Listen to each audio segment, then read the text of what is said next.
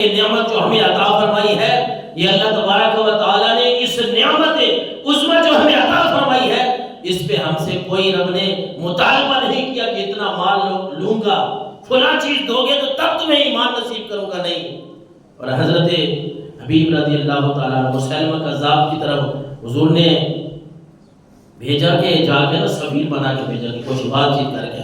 مسلمہ نے کہا حضرت اسیابی کو، حضرت حبیب کو کہ تو کیا سمجھتا ہے کہ رسول کون ہے؟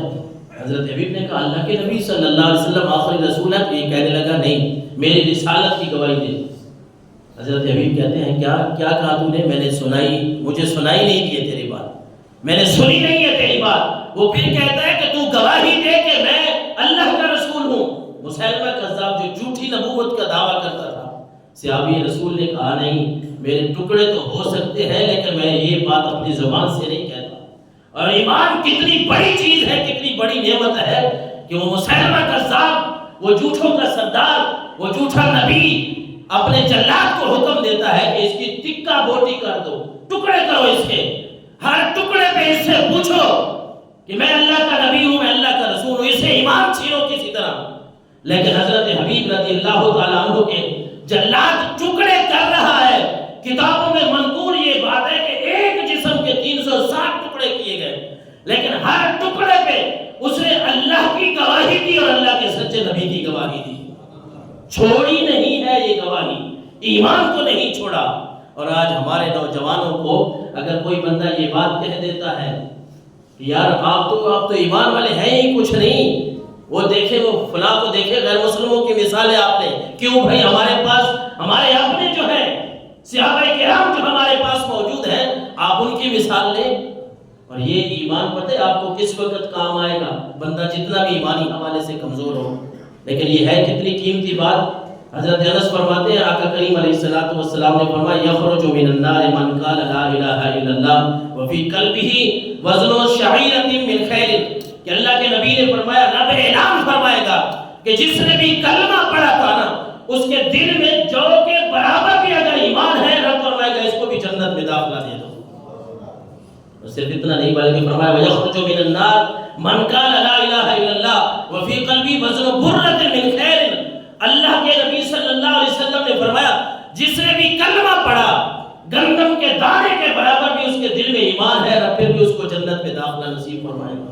اور فرمایا وَيَخْرُجُ مِنَ النَّارِ مَنْ قَالَ لَا إِلَٰهَ إِلَّا اللَّهُ وَفِي قَلْبِهِ وَزْنُ ذَرَّةٍ، ذرے کے برابر، ریت کے ذرے کے برابر بھی اگر جس کے دل میں ایمان ہوگا، رب کا حکم ہوگا جہنم سے نکال کے جنت میں داخلہ تھا۔ اتنی بڑی نعمت کو ہم نے سمجھا ہی نہیں ہے، ایمان کو ہم نے سمجھا ہی نہیں ہے، ہم کسی اور کی مثالیں لے کے بیٹھ گئے۔ ہم اپنے نوجوانوں کو، میں اپنے نوجوانوں کو یہ کہنا چاہتا ہوں، آپ اسلامی تاریخ پڑھیں، آپ اسلام کو پڑھیں، قرآن کو پڑھیں، احادیث کو پڑھیں، صحابہ کرام رضوان اللہ تعالیٰ علیہم اجمعین۔ اللہ تبارک و تعالیٰ تو ہمارے ایمان کا ایک ایسا حصہ ہے، مضبوط چیز ہے ایمان، کہ انسان کے جتنے بھی گناہ ہو نا، وہ سارے کے سارے مٹا دیتا ہے، ختم کر دیتا ہے۔ گناہ انسان کے سارے ختم ہو جاتے ہیں ایمان کی وجہ سے۔ حضرت وحشی رضی اللہ تعالیٰ عنہ، ایک ایسا نام ملتا ہے جنہوں نے حضور علیہ الصلوۃ والسلام کے محبوب چچا سید الشہداء حضرت امیر حمزہ کو جو قتل کرنے والے ہیں نا، وہ وحشی ہیں۔ لیکن ایمان، یہ ایک طرف تو ان کا اتنا بڑا جرم ہے کہ حضور کے چچا کو انہوں نے قتل کیا تھا، اس وقت مسلمان نہیں تھے۔ اور ایک وقت یہ بھی تھا کہ مسیلمہ کذاب جس نے نبوت کا جھوٹا دعویٰ کیا، اس کو قتل کرنے والے بھی یہ حضرت وحشی ہیں۔ پھر یہ کہا کرتے تھے کہ لوگوں، ایک بڑا جرم مجھ سے ہوا کہ میں نے اللہ کے نبی کے محبوب چچے کو قتل کیا، اور ایک بڑا اچھا کام اللہ نے مجھ سے لیا کہ جو نبوت کا جھوٹا دعویٰ کرتا تھا، اللہ نے میرے ہاتھوں سے قتل کروایا۔